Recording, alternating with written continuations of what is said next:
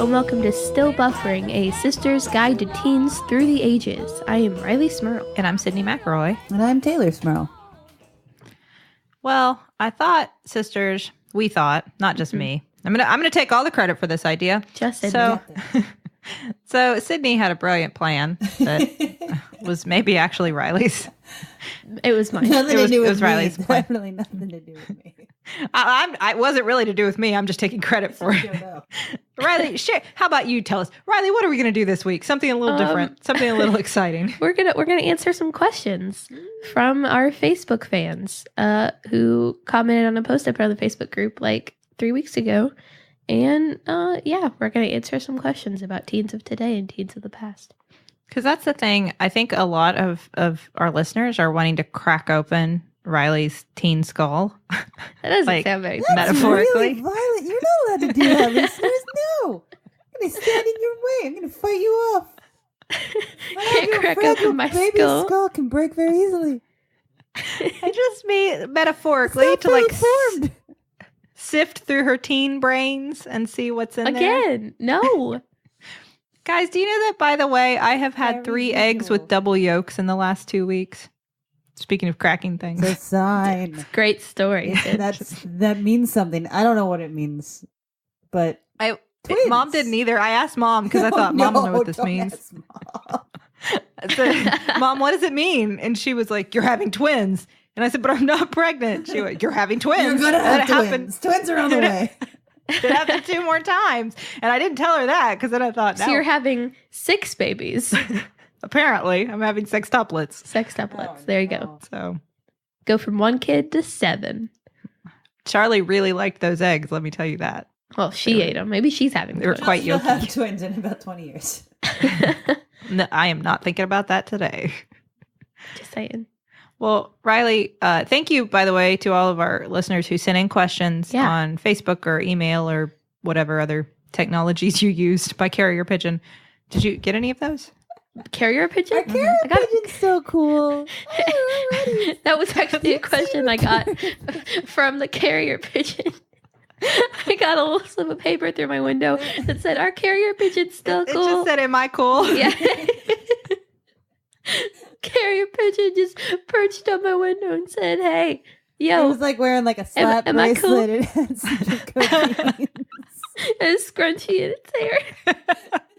Am I still cool? I guess carrier pigeons were cool. Never cool. Before electricity? Like what? I don't know.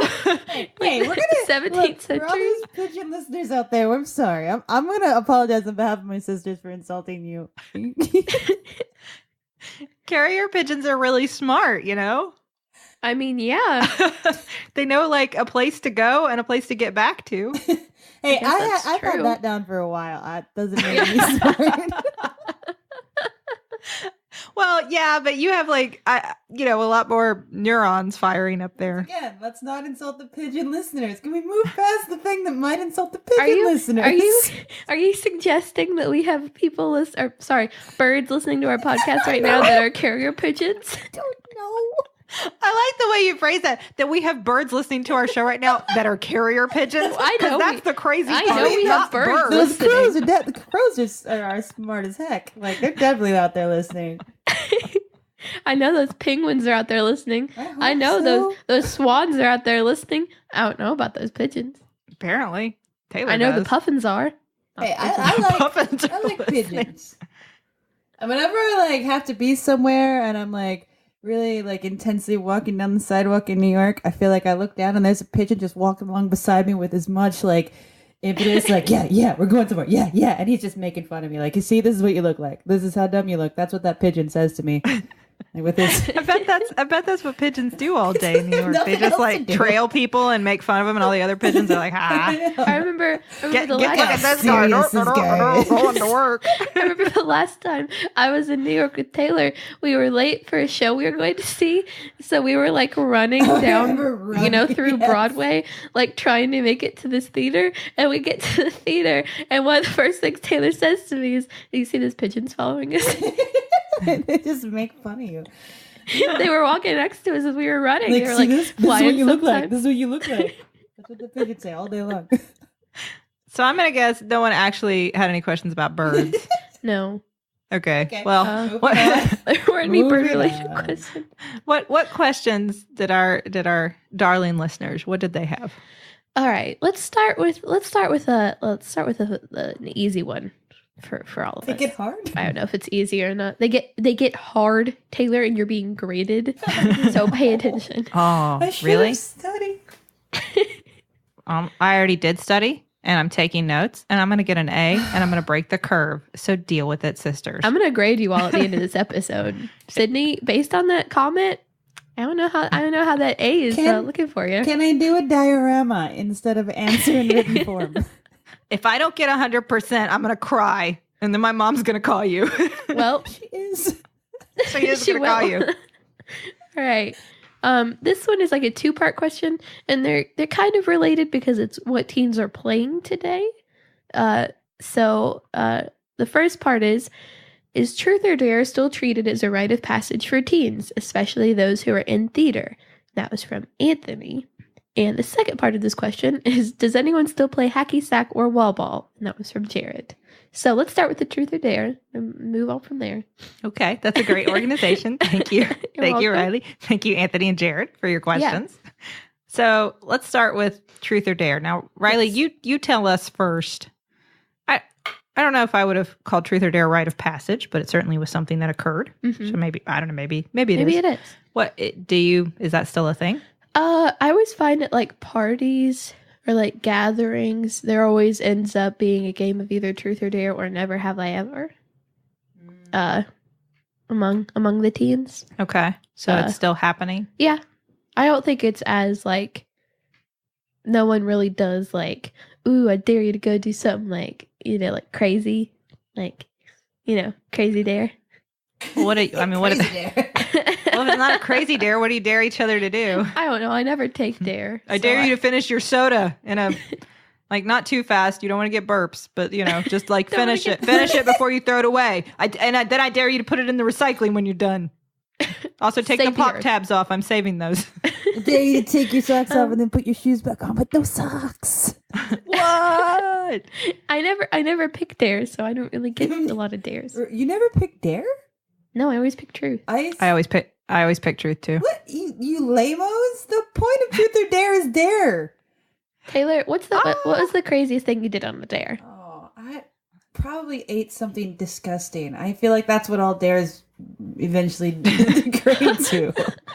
I remember this is a truth or dare, but you said you probably ate something disgusting, and I had a party once when I was like, I don't know, 8. And Taylor was home, and it was like me and just a bunch of like other 8-year-old girls.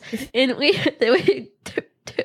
invented this game that was just making Taylor eat a bunch of really gross things. The best thing about this is I have no memory of this because I was definitely intoxicated. Yeah?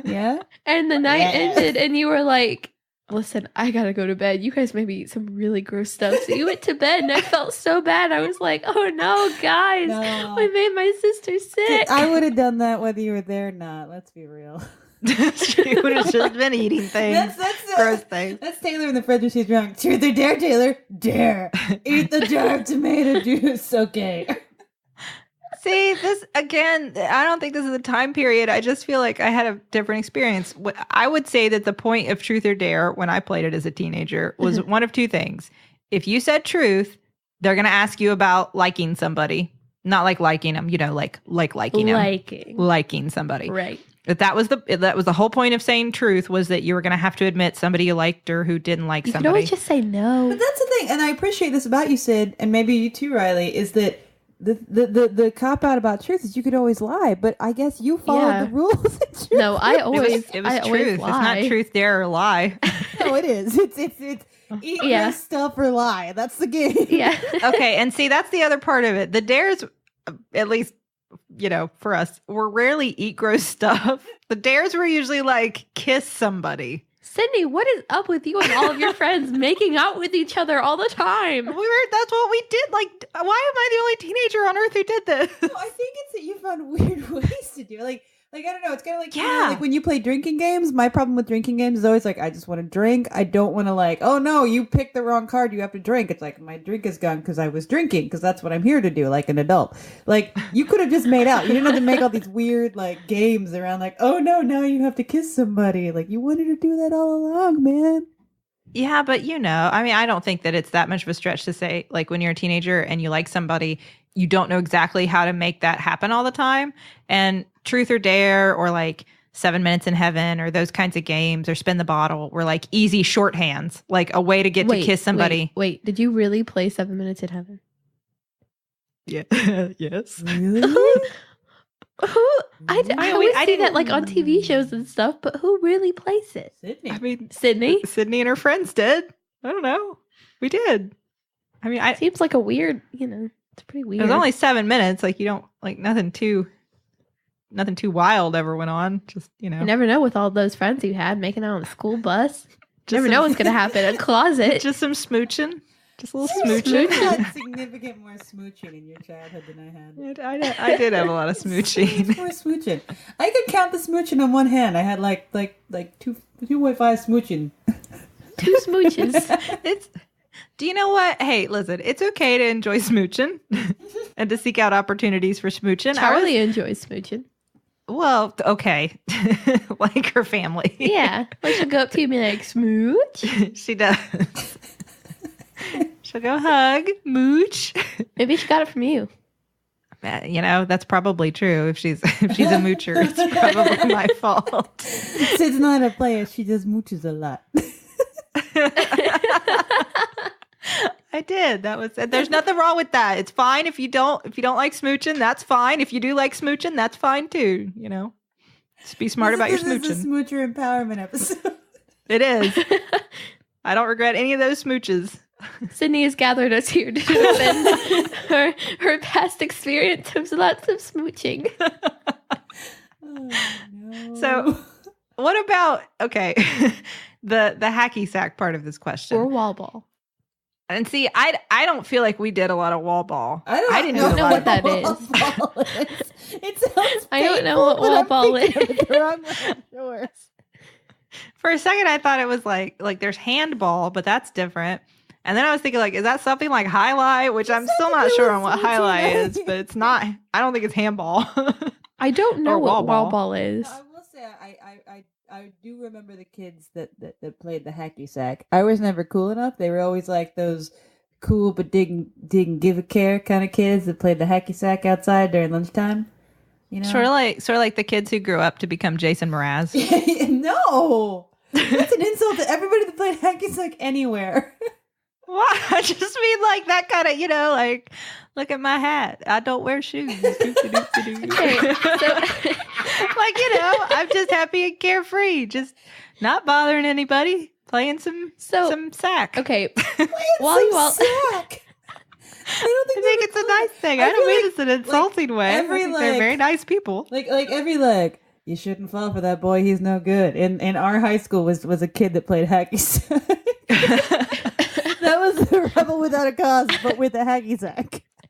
Well, while you all have been talking about playing the sack, I think is what I heard, playing the sack, I've been looking up wall ball, trying to figure out what it is, and I still don't know what it is, but I'd like to share with you all some wall ball language, as it says on the Wikipedia page. I didn't even look what they are. I just like the names, like holdy.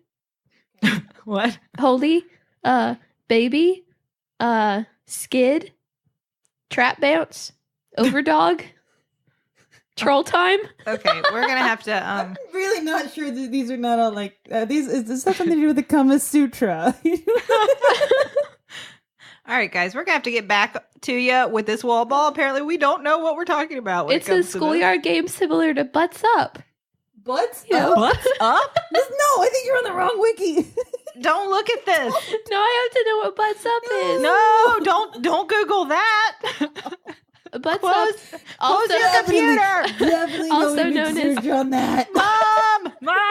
Also known adult. Also known as peanut butter or This just gets worse. Rump rounders. No, don't look at this. What are you doing? Red butt. Red butt? We gotta get off this topic. It's gonna go to bad places. Okay. I don't know what any of this means, but the kids still play hacky sack. I saw they don't. No, I've never seen anyone play hacky sack, and I've never played hacky sack. Bring back hacky sack. Bring back the sack. Like 90s is so in right now. You could be the kid that brings back hacky sack. Like, hey, all you other kids, I got this cool thing that's super new, but also like totally cool and retro. And then you bust out the sack. Do you know what hacky sack is? You have to you take the sack, right? It's a little and you bean bag sack full of beans. Yeah. You bounce it on like your heels and your knees and stuff without using your hands and your feet. Like you just kick it up in the air and like kick. Like you usually would like stand in a really cool looking circle and kick it around to like your buddies. What's a cool looking circle, Sid? Like everybody in the circle looked pretty cool. They just all look really chill. Yeah. Wait, was hacky sack in a very important scene in She's All That? Like when he's performing at the experimental theater and he does like the hacky sack like whole like monologue about like not letting the ball drop because he's like got to keep the ball in the air because he's got a lot of like pressure on his shoulders. I'm the only one that knows this. I never saw She's All That. I know that's like a terrible thing to admit. I've never seen that. See, that's okay for you. It was in our time. I should have seen it. There's a set of stairs at my workplace, and every time I walk down them in my head, I'm going, there she goes. I always thought that the thing about the kids who played hacky sack, because I've never been coordinated enough to do anything like that. Yeah, I was going to say, I'm not coordinated enough to start that back. So I didn't, and I thought I would look really uncool doing it because I would not do well. You just drop it and have to pick it up. Yeah, and it's just nothing, like I didn't have friends who were necessarily doing it, although there were plenty of people playing hacky sack. But sometimes, since we've talked about like the giant pants that were in style at the time, I always wondered, because a lot of those kids would also wear giant pants, and that seems like a big problem if you're sacking to also have the giant pants, like that would get in the way. Like you should be wearing shorts or like some sort of tight ankled. But it seems like tight pants weren't they weren't a thing. No, they weren't. But they should have started that fad, or maybe like cut your giant jeans into giant jean shorts. Is that how skinny jeans became? Maybe for hacky sack. For sacking. But was that part of the game? Maybe like you wear these giant pants and then you try to balance this little beanbag on your feet. Like maybe that was the game. I don't know, but Rileigh, will you please try to bring hacky sack back? I'll try my best, guys. I will say this. I call a little bit of shenanigans because I was at the mall the other day and I saw 3 teenage boys playing hacky sack. And my mind like exploded. I was like, you are hanging at the mall and you are playing hacky sack. What is happening? Were they wearing giant jeans? No, they were just like in shorts. You gotta get them. You gotta get them some giant jeans, Rileigh. That's how you get in with the cool kids. You just walk after them, you throw them a beanbag and some giant pants, and say, "You know what to do." But are they the cool kids? No. I don't. I wanted to go up and like ask them. Excuse me, is this cool? Can I join? Is this a thing now? Is it cool? Because it was a thing. Is it a thing again? I've never seen anyone playing hacky sack. But I would also like to point out it's been almost 19 minutes and we have only talked about hacky sack and truth or dare.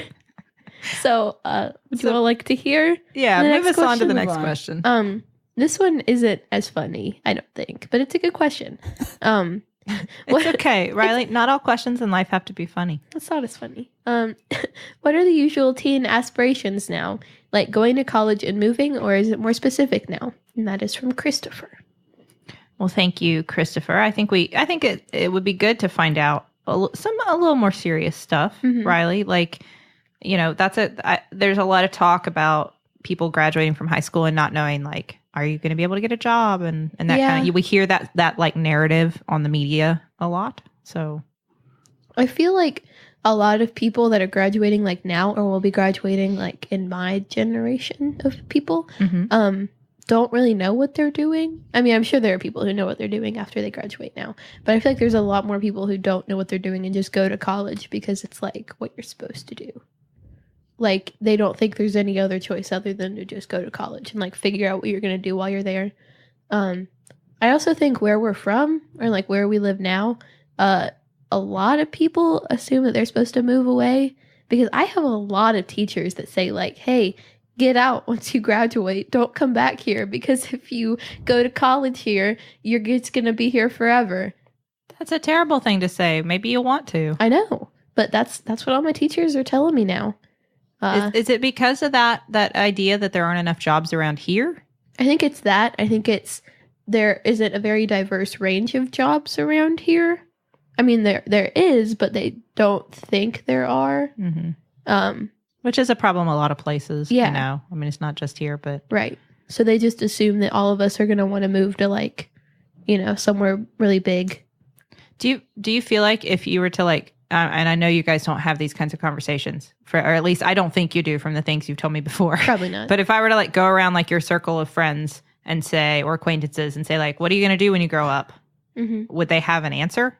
I feel like a lot of them actually know what they want to do, like what they would like to do, but not a lot of them want to pursue it. They don't know how to get there. They don't know how to do it. They're just going to kind of wait and hope it happens. Like, this is what I want to do, but I don't know how to get there. So, you know, I'll just go to college and see if I can figure it out while I'm there. I don't know if that's, I don't know if maybe that was kind of different. I'm trying to remove my personal experience. I mean, I've known what I wanted to do since I was 12. Right. I was lucky in that regard. I don't think most people do. But I feel like most of the people that I graduated with had plans. Like, they were going to college for very specific reasons, or they weren't going to college for a very specific reason. Like, they had, like, not just like where they wanted to end up, but like the first step in how to get there. Well, and I would say that, Sid, I think our generations were some of the last people that had that question mark of, will you go to college or not? Because it was still sort of a question if you did. Like, it was the norm by my graduating class, but it was still not to the point that it was an absolute necessity. Like, I think we've entered into a period now where, Rileigh, correct me if I'm wrong, but it's assumed that it would be an exception if you didn't go to college. Yeah. Oh yeah, definitely. Which is true. That has been just a gradual shift, you know, over even before us, where more and more kids go to college as opposed to just starting in the workforce as soon as you're, you know, out of high school. Yeah. But then that is the other side of that, is that you do have maybe a lot more people going to college without really kind of an idea of what to do there. Mm-hmm. I mean, we have to pick a pathway at our high school, like what you want to do when you're done. So the two options are either you're going to college or you're going to the vocational school instead of taking classes here, and you're learning a skill, and that's what you're doing when you graduate. So there's no in between. There's no like, I don't want to go to the vocational school, but I don't know if I want to go to college. Like, that's your two options.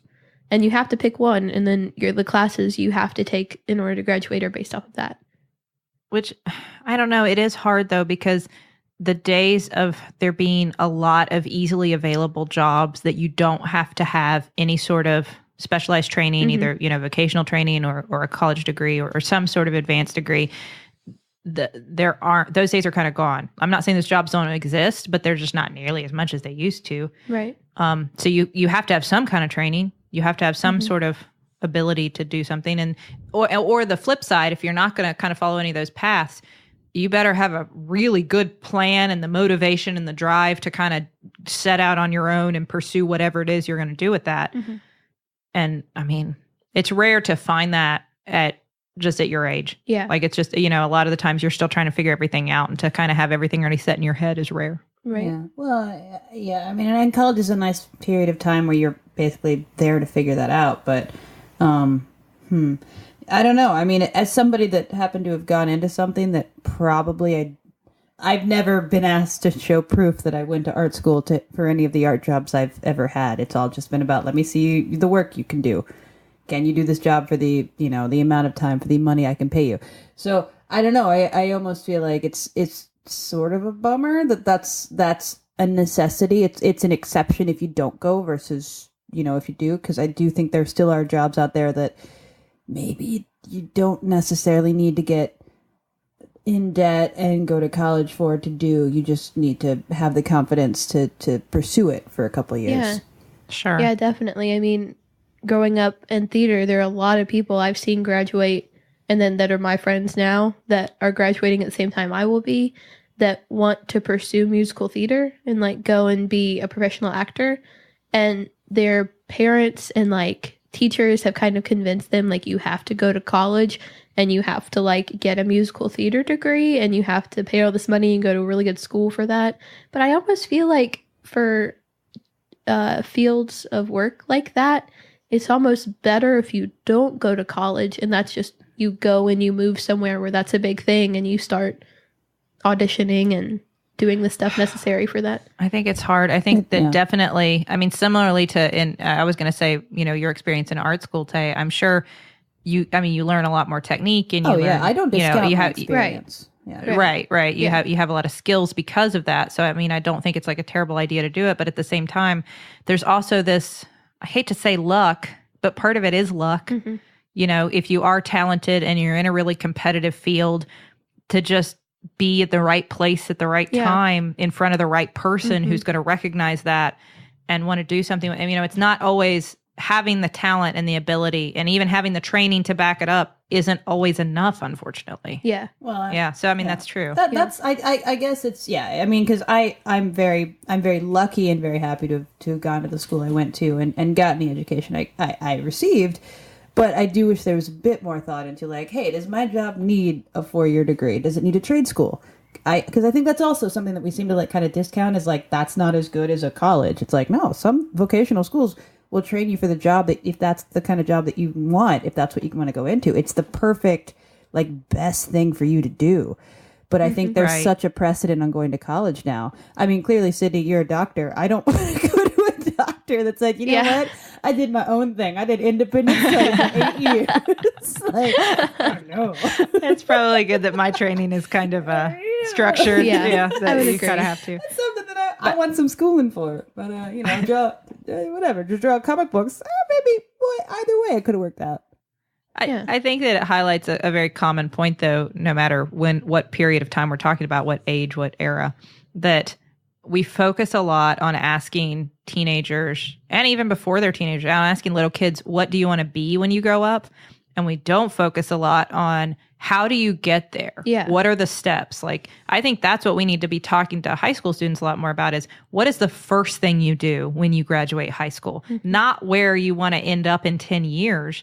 Because it's nice to think about that, but if you don't know what you're going to do tomorrow, how are you ever going to get to that 10 years? And we don't talk about that. We just say, I don't know, go to college and figure it out. And they don't really teach it either. At least, I mean, the school I go to, it's not, I don't know how to like, what if I need to apply for a loan in college or like buy an apartment or something like that? Like, I don't know how to do all that. I mean, I have people in my life that will show me how to do that. Yeah, we'll help you. Yeah, Taylor and I'll help you. Right. I'll appreciate it. But not everyone has people who have been through all that stuff and know how to do it. And in class, we're just taught, the same stuff that we're supposed to be learning in college, I guess, because they expect all of us to go to college. So we're not really being taught life skills, really, that are important. Even like that's really interesting. Like things you can do to support the career that you want to eventually achieve, but do on the long side of that. Yeah. And the also the understanding. I don't want to be a negative Nancy. I'm just that sometimes you have a dream job, and mine. I was lucky. If I worked hard enough, I had the. I don't want to say I was smart enough to do it, but like I had the capacity to memorize a lot of stuff and I worked really hard. And so I was able to achieve my dream job. But not every job is like that. Sometimes you got to kind of think like, that's what I'd love to do. What else can I do like that? Or how can I make that part of my life? Even if I can't be, I don't know, the most famous actor in the world. Right. I feel like any sort of arts degree should have like one class that just teaches you how to like split checks and steam milk and balance 3 plates at one time. Just in case. Just in cases. Well, it's good to think like I'm going to enjoy my life no matter what it has in store for me. Mm-hmm. I don't have to have this one thing to be happy. There are lots of things that could make me happy. That doesn't mean give up on your dreams, but it means like realize that there's more to life than achieving like this one thing that you've set out for yourself. Yeah. Like if I don't have this, I'll be miserable. That's never a good path for anybody, no matter what you want to pursue. Right. And I think anybody that gets, even once you achieve that one thing, and I mean, Sydney, hey, as somebody that I know that actually achieved that one thing that you set out to do, it's not like and you live happily ever after. Everything comes to a close. You know, your happiness level adjusts to achieving that thing. You still have to. You still go forward. There's still new challenges. It's not like that answers everything. Exactly. And then there are things you didn't realize that you would love more that you do. I mean, because I always thought the most important thing to me ever was going to be a doctor. But now I'd say it's being a mom. And I did not see that coming. If you would ask me that 10 years ago, I would have said, I mean, I don't know. You know, I'm just really career focused. Hey, man, life is not a destination. It's a journey, man. There you go. Man. Let's play some sack. What's the next question? All right.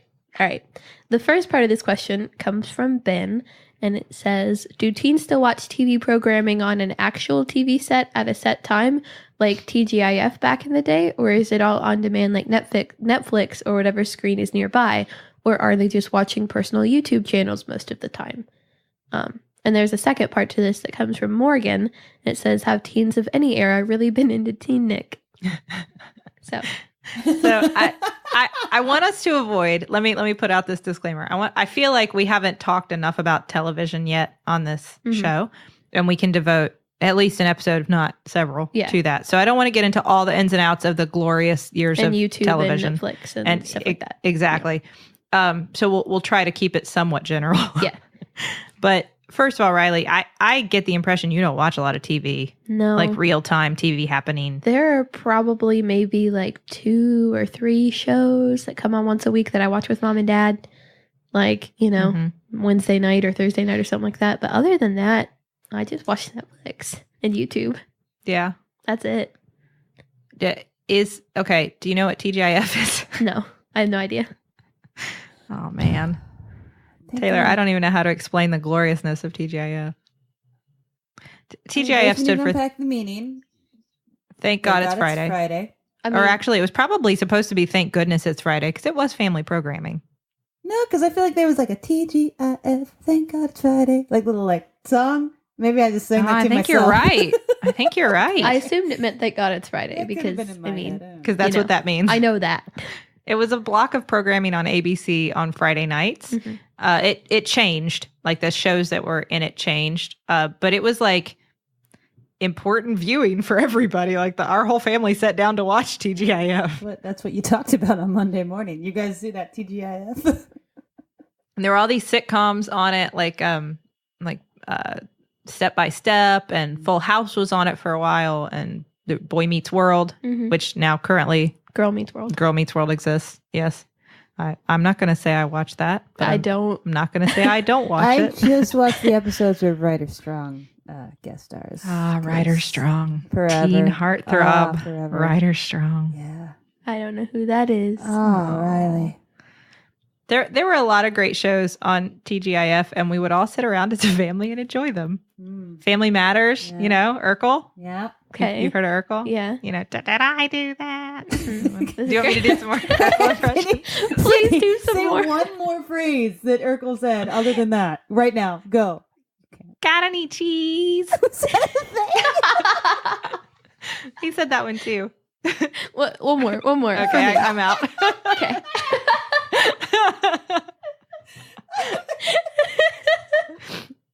I really enjoyed that show. It was fun programming.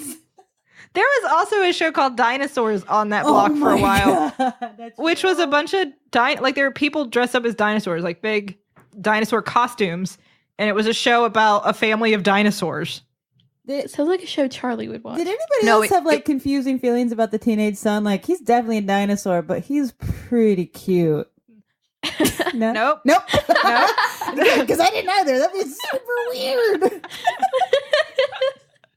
No, but learning a lot of things about you all today. Have you seen Justin has a T-shirt with a baby dinosaur on it that says "Not the Mama"? No. Oh, that's from that show. Yes, Justin has a dinosaurs T-shirt. So, but there was like almost like appointment television like that back in the day where we would all sit down together and watch it every week, and you wouldn't miss that, right? Because it was what you were going to talk about on Monday, and you couldn't repeat it unless you were going to stick a tape in the, VHS in the VCR there and record it and save it. It was gone forever otherwise. Yeah, I don't have anything like that. like set programming. There was an ephemerality to our TV shows that made them more meaningful. And there was like Teen Nick in our day was called Snick. Mm-hmm. Saturday night. Was that for Saturday Night Nick? Yeah, that's what I was gonna say for Saturday night. Yes, and it was like iconic because it was Nickelodeon, but it was for teenagers. Mm-hmm. So it wasn't like like kids. Was Degrassi on your all's Teen Nick? No, unfortunately, that was Canadian. Oh, but we had Alex Mack. We had Are You Afraid of the Dark? Mm-hmm. The Roundhouse. Yeah. Wasn't Keenan and Kel? Yeah. Well, all that, and then that became Keenan and Kel. Yeah. All that was like a kids Saturday Night Live. Mm-hmm. Yeah. And Keenan, who's on Saturday Night Live, was on. Mm-hmm. That's where he started. Right. It was like exciting when Snick was coming on. It was like instead of the Nickelodeon logo, it was just that orange couch. Yep. Just a big orange couch, and then like in orange letters Snick on a black screen. And it was like, this is the cool, this is cool Nickelodeon. Yeah, you'd like hang out on Saturday night and like watch Snick. I remember doing that in middle school, elementary school, but yeah, with like your friends. You don't have anything like that now, Rileigh, do you? I watched a lot of Teen Nick when I was in middle school and elementary school. I watched a lot of on our Teen Nick. It wasn't those shows. It was like Zoe 101, Degrassi. The Amanda Show. Oh yeah, I remember that. I remember you watching that stuff. Yeah. So the Amanda Show was kind of like all that. Like it was kind of like a kids SNL, but also with a story of characters behind it. Do you want me to describe to you the plot of the Amanda Show? But all that, I'm good. Really, I'm good. I'm leaning into that. It was great. I loved it. But that was like the only, and it wasn't a certain night of the week either. It was like every night. Like I remember getting in bed and I would always turn on the TV before I went to bed. And it was like if you were watching TV at 10 o'clock on Nick, it was Teen Nick. And those were all the shows that came on. That's gone now. Yeah. I don't think there is a Teen Nick anymore. But like they don't even show reruns of those shows on TV anymore. And you don't even watch TV on TV, I feel like. No, you just sit with TV your on computer. Netflix, well, I mean, on my computer. on your laptop. Yeah. But I mean, are there still like the shows that everybody's watching, even if it's on Netflix or whatever on your? Oh yeah, like Grey's Anatomy is a big one that a lot of people watch on Netflix. Huh. Mm-hmm. Friends, we have talked about that before. Yeah. So that's not just you. Like everybody's like Friends is having a revival. Yeah. Okay, I didn't realize that. Yeah, I thought that was not just you. me. Oh, so everybody's watching the same shows still. It's just not. It's by choice, not necessarily by that's the only thing that's on. Yeah, like there are a lot of times where like I'll be over at friends' houses and we're like, "Well, what do we want to watch?" And no one really wants to watch a movie, and we're like, "Hey, let's watch." Or have you all seen the latest season of Grey's Anatomy? It's now on Hulu. Let's go turn it on. I haven't seen the last 3 episodes. Let's watch them together. Well, that's nice that you're watching it together and you're not just all like silently sitting in your dark rooms with your laptops watching Friends marathons. Like, well, during the week, that is a lot of what we do. But then we talk about it. Like, hey, did you see this episode of Friends or Grey's Anatomy or shows like that? You're getting into How I Met Your Mother now, right? Yeah, I just started it over. I feel like that's true for art. I mean, definitely for my adult friends. It's like what was that? Making a Murderer? Well, that's true. That was like a fad. Like everybody did. Yeah, we did that too. Yeah, like there were those things, and they were readily available all the time on Netflix. But you get those buzzwords. The shows like everybody's got to watch this now. That's true, but I will say that, and maybe it's just because I'm older. Justin and I still like it's Survivor time. That's mom and every dad week, too. It's time for Survivor. Really? Yes, I have lots of thoughts on this season, but I won't share them right now. I haven't had a TV with cable in my house, I think, since I graduated college. And I realized saying that sounds pretentious. Like, I watch so much stuff on my computer. It's depressing. I think there was like a minute where it's like, oh, you have a TV? I haven't had a TV since I graduated. Like, that sounded like a cool thing to say. Like, no, I sit in my bed and eat pizza and watch my laptop. Like, so much worse. We have lots of TVs. I like TVs.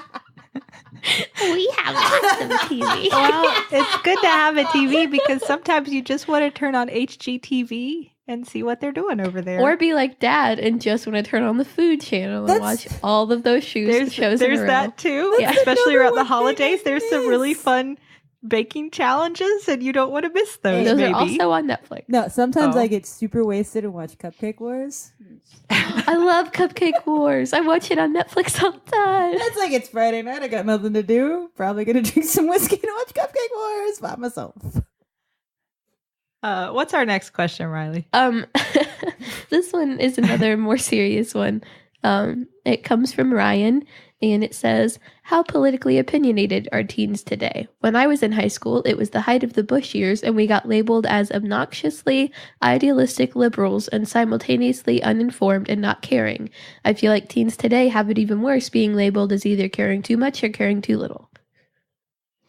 I think that's a good question because... let's see. When I graduated, it was right after I graduated in 2001. So it was right after the 2000 election year. Mm-hmm. And I do not feel like people were very, politically active, at least at our high school. I was, but I think that I was kind of an anomaly. Mm-hmm. I actually remember they brought the people to register you to vote to our high school so that you could go register to vote. And I was already registered because I registered like the day I turned 18. Uh-huh. It was like the first thing I wanted to do was go be like, I'm going to vote now. I mean, not now, but I'm going to register so I can. Uh-huh. I was very excited to be able to vote. And when they brought the people there, I remember one of my classmates who had turned 18 but had not registered said, hey, I need to go register to vote. And I know you know about this stuff. So like, am I a Republican or a Democrat? Which isn't a... What'd you say? Well, it's not a fair question because, I mean, like, obviously I'm biased. Like, right. I want more people voting with me. Yeah. And so I said, well, I mean, that's hard. Man, there are a lot of different issues and it's not something like I can't tell you what you are. And he goes, okay, well, let me just ask you this. I know one of them are for rich people and one of them are for poor people. So am I a Republican or a Democrat? Because I want to be for poor people. And I said, well, I guess you're a Democrat, man. No judgment. No judgment, but I'm not even kidding. I know. I'm just saying I'm a Democrat, so I used it to my advantage, and I'm sorry. That was sneaky and underhanded, and I apologize retroactively. We did a unit on like the Second Amendment and what we feel about guns rights and stuff in English class because we were reading a book about stuff like that, and one of the people in my class turned to me that I was friends with and said, am I a Republican or a Democrat? I got asked the same question. And since we were talking about guns, I said, well, how do you feel about guns? And they told me how they felt. And I said, yeah, you're a Republican. So apparently people are about as tuned in as they were back then. Yeah. I have a lot of friends who get their political opinions from like Twitter and Instagram and like all these like hardcore like Tumblr posts that they think are super cool and they're like, yeah, I'm a Democrat. Really? Oh, yeah. No, I mean, and I try to ask them about like something like they aren't informed about candidates at all or like actual things that are happening. Like this is what they base their opinions on. So I try to ask them, I'm like, oh, well, how do you feel about you? And they're like, what are you talking about? Like, I'm a Democrat. Yeah. So not from their parents? There's a lot of that too. But then I feel like also there's a lot of people who are like, my parents were Republicans, but I'm a hardcore Democrat. Oh, they're like rebelling. Like they're rebelling against their parents. There's a lot of that. I don't know. I would have said that Taylor, I don't know if you would support this. Most of the people that I remember talking to about politics, they just were whatever their parents were. I mean, I felt that default a lot. Like, I don't know, this is what my parents feel. They say it around the house a lot. So it's what I believe too. And so I'm going to register there with the same party. And which I don't know if I wasn't one of those people because we came from a mixed household. Yeah. We had a Republican and a Democrat, so we could kind of choose which way we wanted to go. Yeah. I feel like the majority of people I go to school with are in that kind of situation. Either they like what their parents say, so they're for their parents and like they do what they say, or they don't like their parents, so they just go against what their parents say, but they're not actually informed themselves. So it has nothing to do with the candidates. It's really just if you like your mom and dad a lot. Yeah. It's a lot of that. I don't know. I would have thought. Well, I think, Rileigh, you're in a very different time than we were, because I think that this election is like a watershed election, but I think it's largely because the youth is involved. Like, there's so much more of a youth presence. I felt like growing up, like, the elections were very much a thing like, it has nothing to do with me. Nothing I do will enact change. My opinions don't matter as a young person.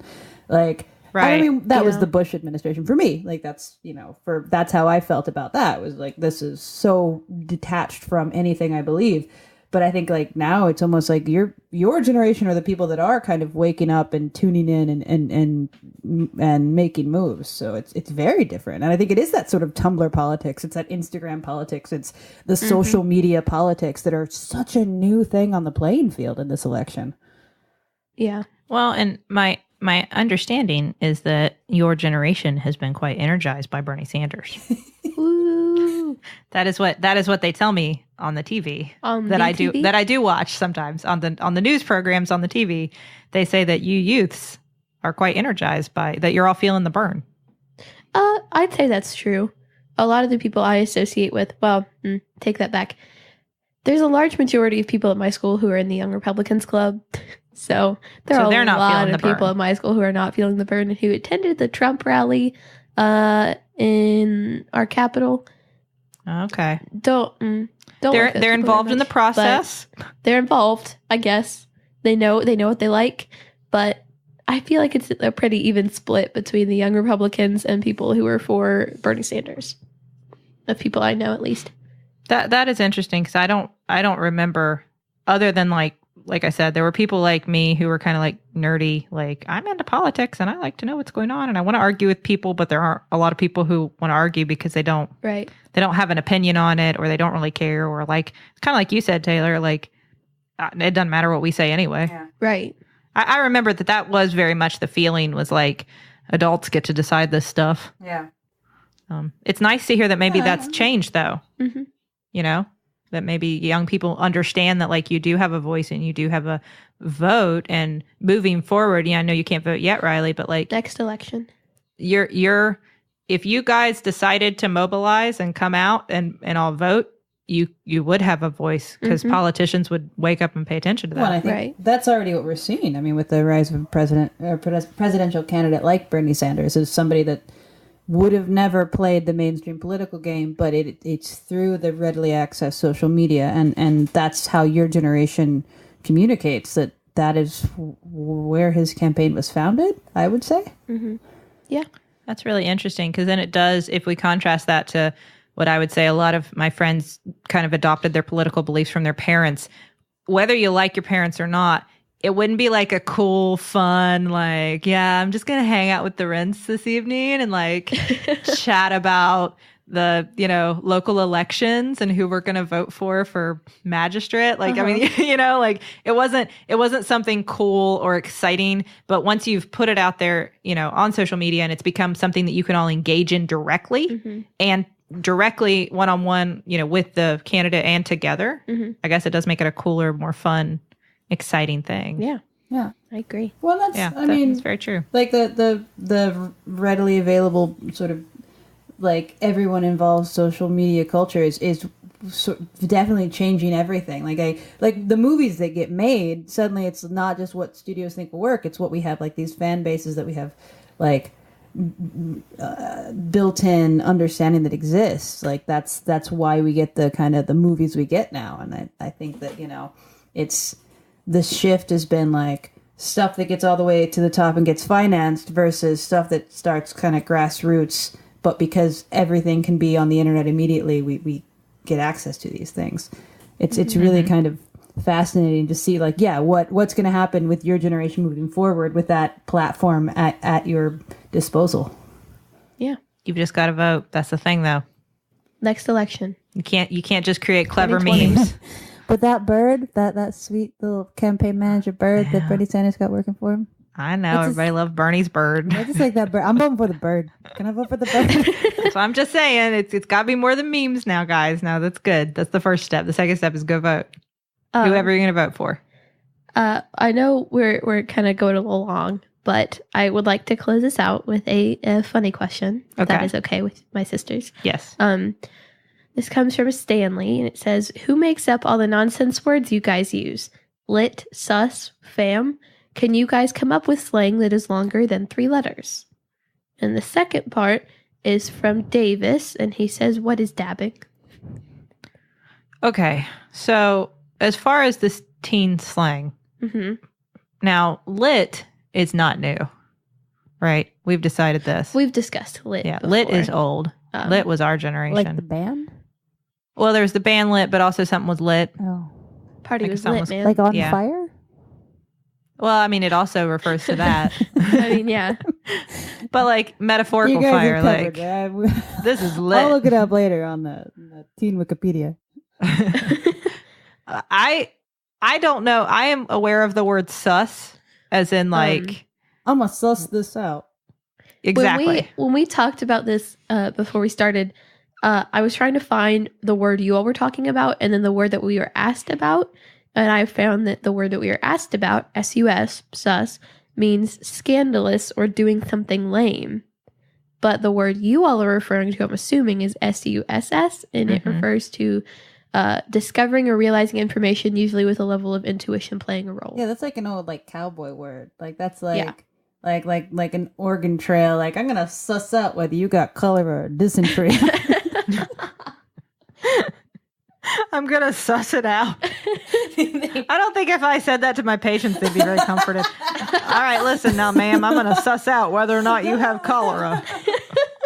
You don't. I was a free range doctor for I 8 sneak years. I educated myself. I'm gonna suss out what you got. I am not familiar with that other version of sus. Are you familiar with fam? I mean, Like your family? Like F-A-M? my fam. Are you? That's like your family, right? Well, yeah. Like your fam. Hanging with the fam, or like your friends or your fam. Like I thought your friends were your squad. there's also that. My squad is my fam. How My is fam is squad my squad. spelled different? S-Q-U-A-D. Oh no, so it's the same. I wanted to be like S-K, How- like How would it be W-A-D. spelled? Squad. SKW? Is that what we're going for? Like it's a cool word. I want it to be S-K-W-A-A-A-D. Squad. Squad. Words are cool. They get spelled funny. That's how the world works. And apparently your squad has to have goals. Wait, your what has to have goals? Your squad. Okay. It has goals, right? Squad goals, yes. Okay. That's like That's good. It's good that you have goals today. So I'd like to see America's youth having goals.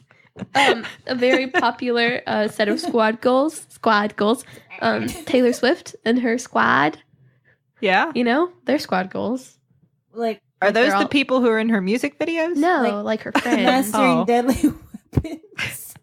Like, you know how they all like their makeup's always like on fleek. Fleek. And they're always What like, is- you know. Fleek. Is this like a drug that everybody's on? Everybody's on fleek no. these days. I think Everybody's- everybody's concerned. No, everybody's eyebrows are on it, so I don't know how that It works. involves the eyebrows, and is it ingested? Is it intravenous? It's Like- absorbed through the eyebrows. Like being on point. Dude, my eyebrows are so on fleek today, I can't even concentrate. I can't Like- see straight. I'm trying to give you all an actual definition so that I don't make myself sound silly. But Urban Dictionary defines fleek as on point, so I was right. That was my understanding, was that it on fleek meant like they look good. You did it right. Fleek You did spelled it. with You a did it Q. It's F-L-E-E-K. Is it just eyebrows? Like, could you say like No. your teeth are on fleek? I don't know. Something, not teeth. Your hair braid is on fleek. Your hair braid? What other kind of braid could a person have that's not their hair braid? I don't know. Your that t-shirt is on fleek. Man. Would that work? I mean, you can say that like your outfit is on fleek or your makeup is on fleek. Okay. Your midterm thesis is on fleek. Oh, yeah. Would that be... What if I told that after I examined somebody and I was like, your abdomen is on fleek. Don't worry. No appendicitis in there. And then just leave. Say, your cholesterol is on and then leave. Yeah. I mean, start it. See what happens. Are there any other, are there some burgeoning words that we should know about, Rileigh? Let's look at the 10 words trending on Urban Dictionary, if you would. Okay. I don't. Never mind. Nice try. Never mind. There. See, we can't do this. We're all butts up now. Okay. Well, 2 of the ones on the 10 words trending are dabbing and dab. Oh, So that's the other part of also this. the question. Yeah. So tell us what, when I hear dabbing, what I think of is that after Charlie's done eating, I have tricked her into letting me wipe her face off by letting her take a little paper towel and dab at her face and go dab, dab, dab, dab, dab, dab. Okay. And then I help. Yeah. And so that to me is dabbing. So, okay. I clicked on the one on Urban Dictionary, even though I already know what it is. And this is not what I was thinking of. Then I scrolled down and this is the one I am thinking of. It is a dance move. It is defined as to give a sharp nod to your raised forearm, dancing with sharp nods repeated. Do you want me to read the next part? Because I don't really want to, but I will. It says, dab on those fools. To acknowledge, agree upon, stunt on. Oh, see, this is Stunt on. foreign language. Dab on those fools means I agree with them? I'm a dab on you. What? I What? guess.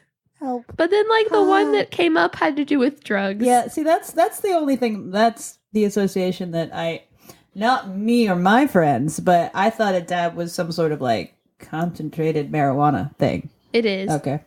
It is. I thought it was just a small amount of something. A dab. So this is 3 generations, 3 different meanings for dab.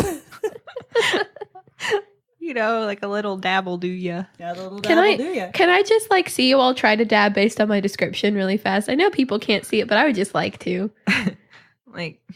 So you look at you look at your forearm and then you nod approvingly at your forearm. Yeah. You Forearm. both are doing the same thing.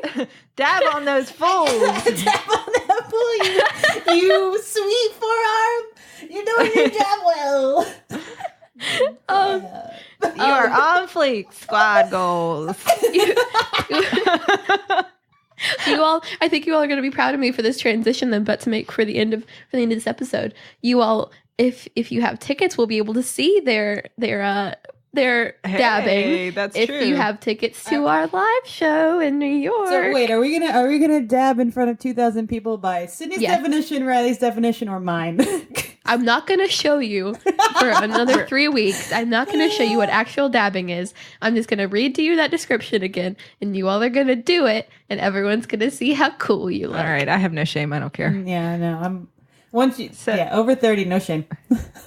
I would love to say we could plug our show now, but it's sold out. It's sold out, which is crazy. It took 3 hours. So we'll just thank you to those of you who bought tickets, and I'm sorry if you tried and couldn't. It makes me really sad. I'm sure we will travel again. Yeah. I am sure this will not be our one and only live show. First and last time you'll ever be able to see us. And we do, somebody asked, is the episode available after we, because we still let details, we'll be in New York on June 4th at the PlayStation Theater. I'm so excited. And we're with my brother and me, as well as Sawbones, and it's going to be great. And thank you. And I'm sorry if you can't come. It makes me really sad. Out. I know it makes me sad too, but we will record the episode and put out that week. Yeah, and we will put out that episode. You can't see it, but you can hear it still. So and we will. If we do anything especially exciting, we'll describe it. Yeah, we'll describe it for you. So yeah.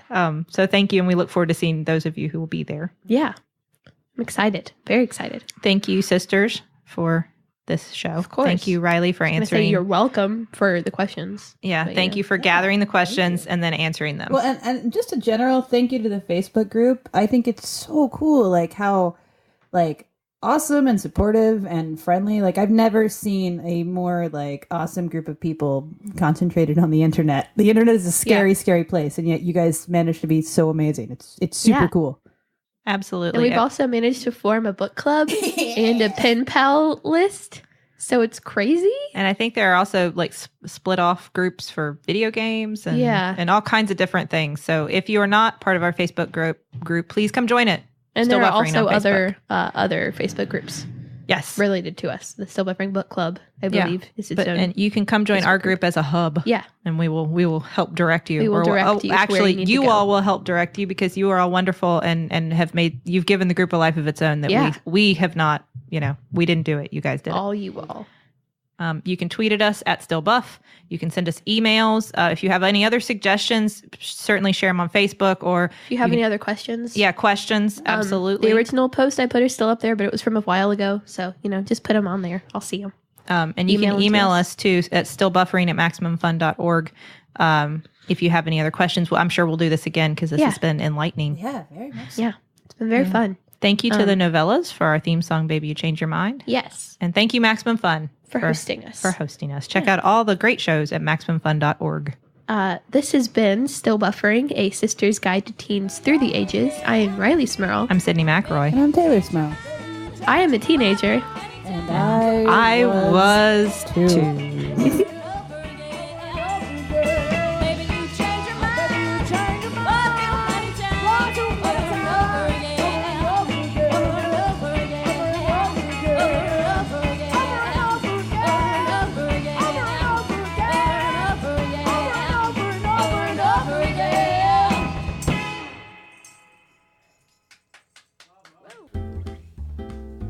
I'm Allegra Ringo, a dog owner. And I'm Renee Colbert, a dog wanter, and we host a show called Can I Pet Your Dog? The podcast for unapologetic dog lovers. You can find us every Tuesday on MaximumFun.org or on iTunes. So, now what is this? Is it just a podcast where all we do is talk about dogs? Yeah, sort of.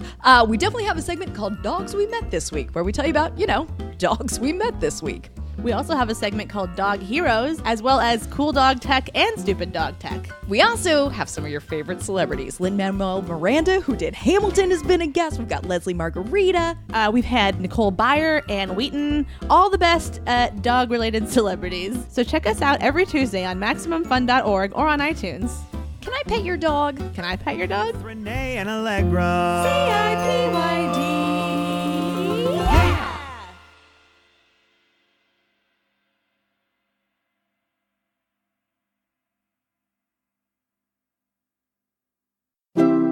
MaximumFun.org. Comedy and culture. Artist owned. Listener supported.